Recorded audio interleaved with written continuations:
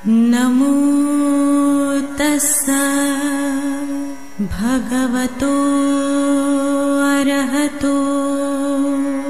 नमो बुद्धाय। मैं डॉक्टर सीमा शर्मा आप सभी का हार्दिक स्वागत करती हूँ हमारे इस विशेष कार्यक्रम धम्मदीप में, जिसमें हम प्रतिदिन चर्चा कर रहे हैं पाली सूत्रों पर आधारित बुद्ध के जीवनी पर।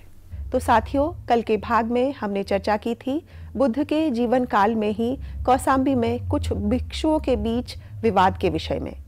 इसी विषय को निरंतरता में रखते हुए आज के एपिसोड में हम चर्चा करेंगे तथागत बुद्ध के कौसाम्बी से प्रस्थान के बाद श्रावस्ती पहुंचकर दो विवादित भिक्षु टोलियों के बीच आपसी समझौते के विषय पर। इस विषय में विस्तृत जानकारी देने के लिए हमारे मध्य उपस्थित हैं भंते कुशल सुमन जी। आपने बुद्ध दर्शन में उच्च शिक्षा प्राप्त की है तथा आपको अनेक सम्मानों से सम्मानित किया गया है। इसके साथ ही आप विभिन्न मंचों पर बुद्धिज्म से संबंधित अपने विचार भी प्रस्तुत कर चुके हैं। हम स्वागत करते हैं भंते कुशल सुमन जी का। भंते जी, इस विशेष कार्यक्रम धम्मदीप में आपका बहुत बहुत स्वागत है। कार्यक्रम निरंतर आगे बढ़ रहा है, उसके साथ ही हमारे दर्शकों की रुचि भी इसमें निरंतर बढ़ती चली जा रही है। इसके प्रमाण के रूप में हम उनके प्रश्नों को, उनके सुझावों को और उनकी प्रतिक्रियाओं को देख सकते हैं। वे हमसे निरंतर प्रश्न पूछ रहे हैं। प्रश्न उनके विभिन्न भांति के हैं और कई विषयेतर भी हैं और कुछ संबंधित विषय से जुड़े हुए प्रश्न हैं। विषयेतर प्रश्नों को तो हम यहाँ नहीं लेना चाहेंगे क्योंकि हमारे समय की एक सीमा है, किंतु विषय से संबंधित जो कुछ महत्वपूर्ण प्रश्न हैं उन पर हम अवश्य आपके साथ चर्चा करना चाहेंगे।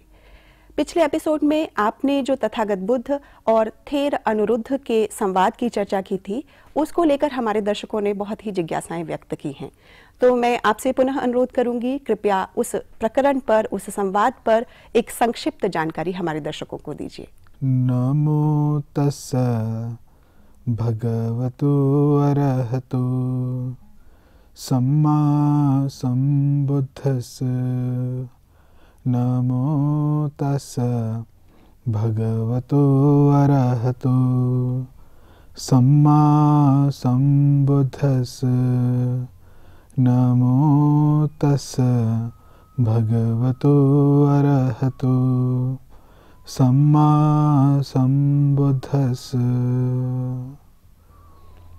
सर्वप्रथम मेरे आचार्य श्री के पुण्य चरणों को कोटि कोटि नमन।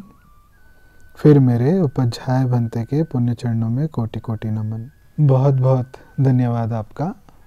हमारे एक दर्शक जानना चाहते हैं तथागत बुद्ध और थेर अनिरुद्ध के बीच में जो संवाद हुआ था वो क्या था। कौसाम्बी में कुछ भिक्षुओं के बीच में जब कलह हुई, विवाद हुआ और वो सुलझा नहीं, तो तथागत वहाँ से, जहाँ पर थेर भगु थे विराजमान थे, बालक लोणकार गाम, वहाँ की ओर प्रस्थान करते हैं। थेर भगु को धम्मदेशना देने के बाद तथागत कुछ ही दूर पूर्व दिशा की ओर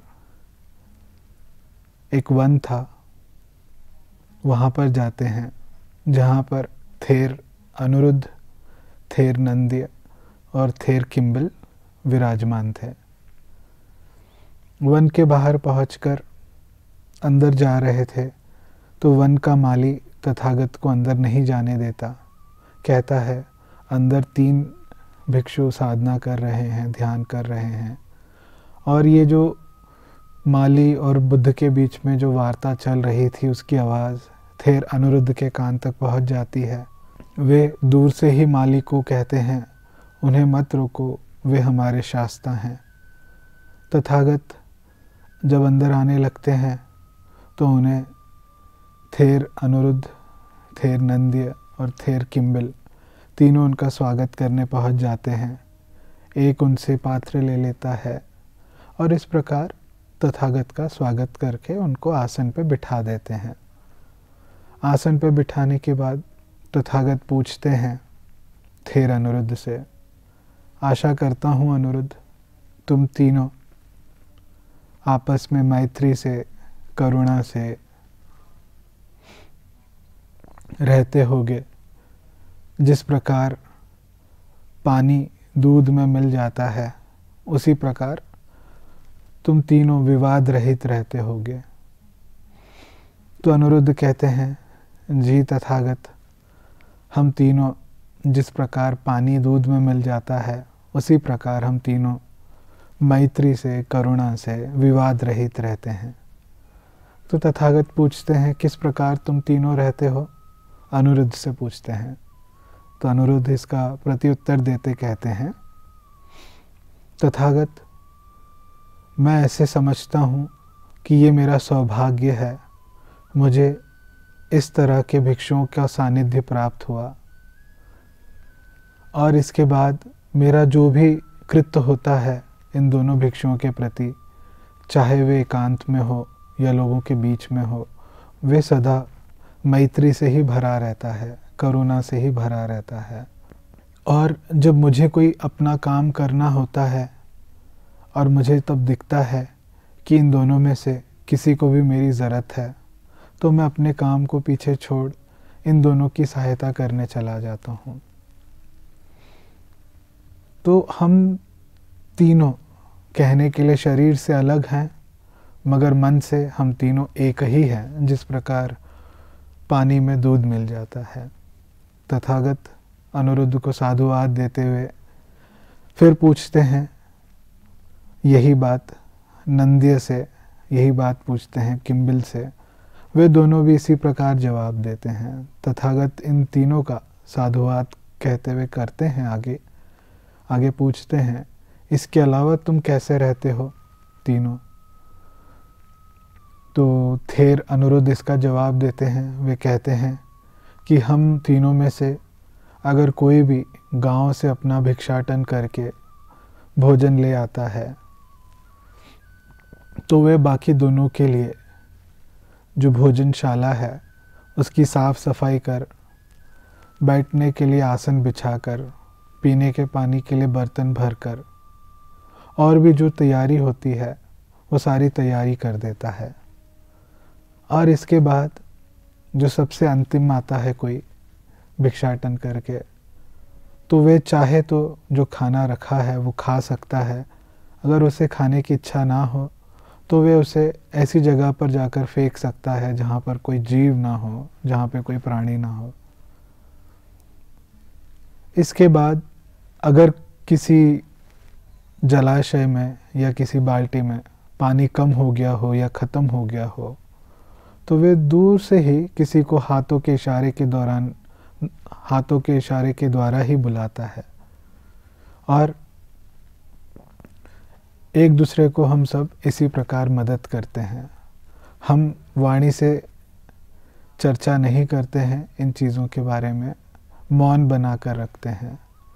और प्रति 5 दिन हम तीनों मिलते हैं धर्म देशना करने। तो इस प्रकार हम तीनों मिलजुल कर रहते हैं। तथागत इन्हें बहुत साधुवाद देते हैं। तो ये थी अनिरुद्ध और तथागत बुद्ध के बीच की वारदात, संवाद। आशा करता हूँ दर्शक को अपना जवाब मिल गया होगा। आपका भला हो, आपका मंगल हो। बंदे जी, आपका बहुत बहुत आभार। आपने तथागत बुद्ध तथा थेर अनिरुद्ध के संवाद को पुनः दर्शकों के समक्ष रखा। मुझे लगता है उनकी जिज्ञासाओं के निवारण हुए होंगे। अब आज के मूल विषय पर हम यहाँ आगे बढ़ रहे हैं। आज का मूल विषय है तथागत बुद्ध के कौशाम्बी से श्रावस्ती प्रस्थान के बाद भिक्षु टोलियों के बीच जो कुछ विवाद था, उसके समझौते हेतु वे पुनः तथागत बुद्ध के समक्ष आते हैं और वे चाहते हैं कि उनकी समस्या का निदान और निवारण तथागत बुद्ध स्वयं ही करें। यह क्या विषय है, इस विषय पर हमारे दर्शकों को कृपया जानकारी प्रदान करें। दर्शकों, कल के एपिसोड में हमने देखा था किस प्रकार तथागत बुद्ध ने थेर अनिरुद्ध, थेर किम्बिल और थेर नंदी को धर्म देशना दी। अब इसके बाद तथागत पारिलयक की ओर प्रस्थान करते हैं। पारिलयक के आसपास एक घना जंगल था जिसका नाम रक्षित था। इस रक्षित जंगल में पहुंचकर तथागत एक साल वृक्ष के नीचे जाके बैठ जाते हैं और सारा दिन ध्यान साधना में बिताते हैं। ध्यान साधना के दौरान तथागत को इस प्रकार चिंतन होता है उनके मन में कि किस प्रकार तथागत परेशान किए गए थे कौसाम्बी में। तथागत ने उन भिक्षुओं को समझाने की कोशिश की कि वे कलह ना करें, विवाद ना करें, और जब उन्होंने तथागत की बात नहीं मानी तो तथागत ने कौसाम्बी छोड़ यहाँ पर आके बैठ गए। और यहाँ तक पहुँचने के बीच में जो घटनाएं हुई थी वो मैंने आप लोगों के सामने इससे पहले रख दी हैं, तो उनको दोबारा से रिपीट करके कोई मतलब नहीं। तो तथागत जब ये चिंतन कर रहे थे तो साथ ही उसी समय एक हाथी था जो तथागत से कोसों दूर था। वो भी अपने झुंड से परेशान था। उसके झुंड में जो हथनियाँ थी और जो छोटे छोटे उनके बच्चे थे, इस हाथी को परेशान करते। जहाँ कहीं भी यह हाथी खाने जाता पेड़ के पत्ते, तो ये उससे पहले पहुँच जाते हथनियाँ, और पहले ही भोजन करके वहाँ पे जो पेड़ होता उनको तोड़ मरोड़ के चले जाती। जहाँ कहीं भी यह हाथी पानी पीने जाता तो उससे पहले ये उस जगह पे जाके पानी पीते उस तालाब में, और सारा धूल महल से भर देते उस तालाब को। तो ये परेशान हो चुका था ये हाथी, और ये भी चाहता है कि क्यों ना मैं इस झुंड से अलग हो जाऊं, कुछ समय मैं एकांत में बिताऊं। ये हाथी उसी जगह पे आता है, उसी रक्षित जंगल के साल वृक्ष के नीचे जहाँ पे तथागत ध्यान कर रहे हैं, वहाँ पहुँच जाता है। वहाँ पहुँचने के बाद कुछ दिनों तक तथागत की सेवा करता है। तथागत के लिए अपने सूंड में पानी भर के आता है। तथागत के लिए वहाँ पे जो पत्ते गिरते हैं उनके लिए वो सफाई करता है, ज़मीन से उन पत्तों की सफाई करता है, फल तोड़ आता है। इस वारदात के बाद तथागत ने उस हाथी को आशीर्वाद दिया और वहाँ से श्रावस्ती की ओर प्रस्थान करते हैं। श्रावस्ती पहुँच जाते हैं। जब श्रावस्ती पहुँच जाते हैं तो उस समय कौसाम्बी में रह रहे भिक्षु उनके इस कृत्य को देखकर वहाँ के जो गृहस्थ उपासक होते हैं वे काफ़ी निंदा करते हैं कौसाम्बी के भिक्षुओं की। वे कहते हैं किस प्रकार इन भिक्षुओं ने तथागत की बात का अनादर किया, अवहेलना की और तथागत को परेशान किया, जिस कारण तथागत कौसाम्बी छोड़कर चले गए। तो क्यों ना हम सभी गृहस्थ आज से इन भिक्षुओं की वंदना करना छोड़ दें। किन भिक्षुओं की? जो कौसाम्बी में मौजूद थे, रह रहे थे, उनकी हम वंदना करना छोड़ दें, आदर करना छोड़ दें। अगर ये भिक्षु हमारे दरवाजे पर भोजन के लिए आएं तो हम उनको भोजन भी ना दें।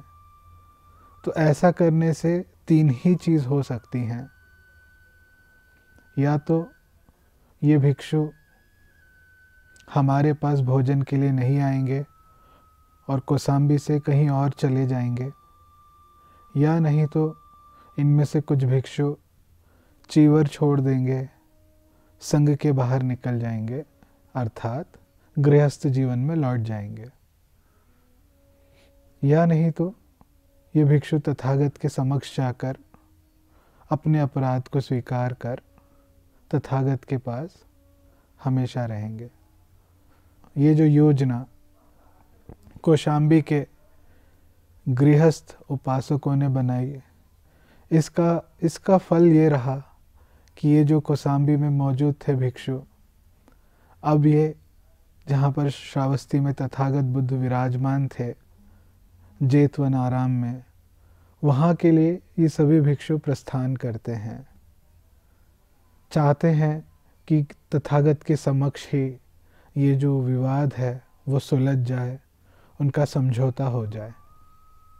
कौशाम्बी से श्रावस्ती की ओर जब ये भिक्षु पहुंच जाते हैं तो बीच में ही बहुत सारे लोगों को इसकी सूचना मिल जाती है और सारिपुत्र तथागत से जाके पूछते हैं, तथागत ये भिक्षु यहाँ पे आने वाले हैं, तो इनके साथ किस प्रकार से हम लोगों को व्यवहार करना चाहिए, हमारा व्यवहार इन भिक्षुओं के प्रति कैसा हो। तो तथागत उत्तर देते हैं, इन लोगों के साथ आप व्यवहार अपना जो मैंने धर्म सिखलाया है, जो विनय सिखलाया है, धर्म और विनय के आधार पर ही इनका आप व्यवहार करेंगे। और बड़े सुंदर ढंग से इसको इस महावज्ञ के सूत्र में बतलाया है कि कैसे ये व्यवहार होना चाहिए। तो इस प्रकार सारिपुत्र को जब तथागत ने दिशा दिखाई, आदेश दिया कि धर्म और विनय के आधार पर ही बर्ताव करना है, व्यवहार रखना है, इसके बाद और कहीं भिक्षु तथागत से यही सूचना देने आते हैं कि कौशाम्बी से भिक्षुजन पधारने वाले हैं। तो उनमें कौन कौन होते हैं जो ये तथागत को सूचना देने आते हैं? वे इस प्रकार होते हैं: महामुग्गलान, महाकश्यप, महाकच्चान, महाकुटित, महाकपिन, महाचुंड, थेर अनुरुद्ध, थेर रेवत, थेर उपाली, थेर आनंद, थेर राहुल। ये सब तथागत को सूचना देने आते हैं। मतलब ये विषय इतना बड़ा हो गया था, सभी को पता चल गया था। भिक्षुणी संघ से माता महाप्रजापति गौतमी वे आती हैं और वे पूछती हैं तथागत से, तथागत हमें ये जो कौशाम्बी से भिक्षु आ रहे हैं उनके साथ हमें किस प्रकार व्यवहार करना चाहिए। तो तथागत कहते हैं, आप विनय अनुसार ही इन भिक्षुओं का आदर करेंगी, उनके द्वारा बतलाई बातों को सुनेंगी और उसमें जो भी धर्म के अनुकूल होगा उसे ही स्वीकार करेंगी। यही मेरा आदेश है, यही मेरा आदेश भिक्षुणी संघ के लिए है। जो धर्म के स्वरूप सिखलाई बात है, जो धर्म के स्वरूप बोली बात है, उसी को ही भिक्षुणी संघ को इन भिक्षुओं में से सीखना है, स्वीकार करना है। फिर अनाथपिंडक विशाखा, गृहस्थ पुरुष उपासकों में अनाथपिंडक की चर्चा मैंने आप लोगों से पहले ही की है। विशाखा गृहस्थ उपासिका थी। ये भी अपने जीवन काल में इसने संघ की बहुत सेवा की। तो ये दो आते हैं और पूछते हैं कि ये जो भिक्षु गण आ रहे हैं कौशाम्बी से, इनके साथ हमें किस प्रकार व्यवहार करना चाहिए। तथागत उन्हें भी बतलाते हैं, देशना देते हैं, कहते हैं ये जो भिक्षुगण आ रहे हैं उनको आप उसी प्रकार आदर पूर्वक सम्मान देंगे, उनको आप भोजन देंगे, दान देंगे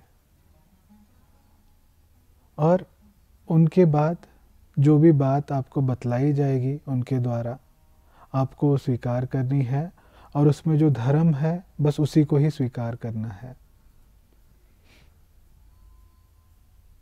फिर जब ये वारदात हो जाती है, कौशाम्बी के भिक्षु तथागत के पास पहुंच जाते हैं। पहुंचने के बाद इसकी सूचना सारिपुत्र तथागत तक पहुंचा देते हैं। तो ये बात जब तथागत को बतलाई जाती है तो सारिपुत्र पूछते हैं तथागत से कि हमें इन भिक्षुओं के लिए रहने का प्रबंध किस प्रकार करना चाहिए। तो तथागत कहते हैं उसी प्रकार, उसी विनय और धर्म के आधार पे इन भिक्षुओं को एकांत में रहने की जगह दी जाए। तो सारिपुत्र पूछते हैं अगर एकांत जगह ना हो तो क्या करें। तो तथागत कहते हैं अगर एकांत जगह नहीं है तो वो कमरे जो भरे हुए हैं उनको खाली कराए जाएं, वो शून्यगार जो भरे पड़े हैं उन्हें खाली कराए जाएं, और इनमें से जो थेर भिक्षु हैं उनको आप रहने की प्रबंध करें। ये कहाँ पे होता है? जेतवन के विहार, जेतवन की ज़मीन पर जो विहार बनाया गया था अनाथ पिंडक के द्वारा, जिसे कहा जाता है जेतवन आराम, जेतवन विहार, वहाँ पे ये घटना घटती है। और तथागत कहते हैं कोई एक भिक्षु ऐसा ना रहे जिसको रहने की जगह आप प्रबंध ना करा के दें। हर भिक्षु को आदर पूर्वक, मर्यादा पूर्वक आप रहने की जगह दें। इसके बाद सारिपुत्र पूछते हैं तथागत खाने के विषय में हमें किस प्रकार इनको करना चाहिए, इनको क्या देना चाहिए भोजन में। तो तथागत कहते हैं जो भी दान से हमें मिलता है, प्राप्त होता है, वो हम एक समान सभी के बीच में बांटेंगे, इसमें भी कोई भेदभाव नहीं होगा। कितना महान चरित्र, कितना महान उदाहरण। तथागत कहते हैं कोई भेदभाव नहीं, रहने में कोई भेदभाव नहीं, भोजन परोसने में कोई भेदभाव नहीं। अब इस वारदात के बाद जो वो भिक्षु था, अपराधी भिक्षु, जिसके कारण ये कलह यहाँ तक पहुँची, वो विहार में बैठकर चिंतन कर रहा था और उसे स्मृति आती है, उसे याद आता है कि उसने जो दुष्कृत किया था वो विनय के विरोध था। उसने अपराध किया, उसने गलती की। उसे जब इस चीज़ की स्मृति आती है तो वे सोचता है कि मुझे जब निलंबित किया गया तो विनय के आधार पर ही किया गया। तो वे फिर उन भिक्षुओं के पास जाता है जिसको इन्होंने अपने समर्थन में लिया। उन भिक्षुओं को जाके उनके सामने स्वीकार करता है, कहता है कि मेरे द्वारा जो दुष्कृत हुआ था उसको मैंने स्वीकार तब नहीं किया, अब मुझे याद आ गया, मुझसे गलती हुई थी, मुझसे अपराध हुआ था, और मुझे उन भिक्षुओं ने जो नियम का पालन करते हुए दंड दिया, संघ के बाहर किया, वो उनका आधार सही था। तो कृपया करके मैं विनती करता हूँ आप सब लोग मुझे संघ में दोबारा शामिल कर लें। तो ये जो भिक्षु थे जो इस अपराधी भिक्षु का समर्थन कर रहे थे, ये सब उस अपराधी भिक्षु को तथागत के पास ले जाते हैं और तथागत के सामने पहुंचकर ये सारी वारदात रख देते हैं। कहते हैं तथागत इस अपराधी भिक्षु को याद आ गया है कि इसने गलती की थी, अपराध किया था, और इसको उन भिक्षुओं ने जो दंड दिया था वो विनय के आधार पे दिया था, वो सही दिया था, उसमें कोई चूक नहीं हुई। तो कृपया करके आप इसे संघ में शामिल होने की अनुमति दे दें। तो तथागत बड़े करुणा स्वभाव के उन्होंने कहा कि ये जो भिक्षु है, इससे जो गलती हुई, इसे अगर ये स्मृति आ गई इसकी, अगर ये इसे स्वीकार करता है तो मैं इसे संघ में शामिल होने की अनुमति देता हूँ। और ये भिक्षुजन फिर उस भिक्षुओं की टोली के पास जाते हैं जिन्होंने इस अपराधी भिक्षु को दंडित किया था, संघ के बाहर निकाला था, और जाकर कहते हैं कि ऐसी ऐसी वारदात हुई है, इस भिक्षु को याद आ गया और हम फिर तथागत के पास गए। तथागत ने इसका पश्चाताप स्वीकार किया और इसे वापस से संघ में शामिलित कर लिया है, तो कृपया करके आप भी इस चीज़ को स्वीकार कर लें। तो वे भिक्षु की टोली कहती है ठीक है, हम स्वीकार कर लेते हैं। और इस प्रकार ये आपस में दोनों टोलियों का जो मतभेद था ये सुलझ जाता है, इनके बीच में आपस में समझौता हो जाता है। तो दर्शकों, ये थी कौसाम्बी में हुई विवाद और उसके बाद उसको जो सुलझाया गया श्रावस्ती में, उसकी घटना।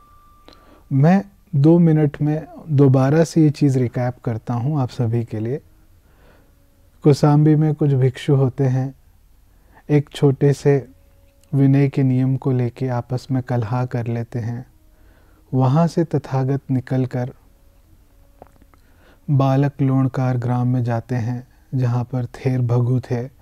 उनको धर्म देशना देने के बाद पूर्वी दिशा की ओर एक छोटा वन था जहाँ पर थेर अनुरुद्ध, थेर किम्बल और थेर नंदिय थे।